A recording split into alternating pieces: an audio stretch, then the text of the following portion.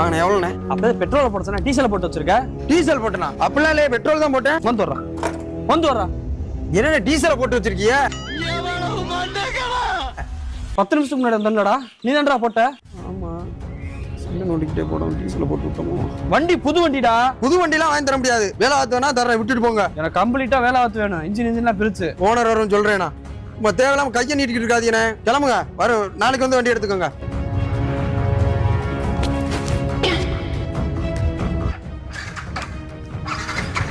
என்ன மாப்பிள்ள, வண்டியில பெட்ரோல் இல்லையா?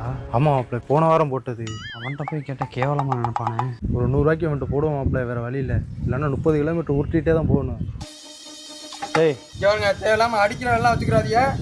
அதுதான் சொல்லிட்டேன். ஒரு 50 ரூபாய் பெட்ரோல் போட்டுடுறேன். பெட்ரோல் போடணும். போய் வேற வழுக்குல போய் போடுங்க.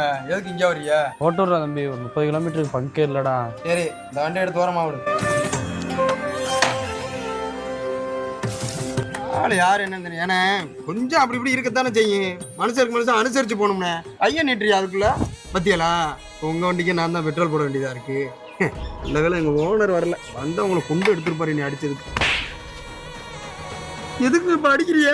ஏன்டா மறுபடியும் டீசலை போட்டுக்கிட்டு இருக்க? ஆமா.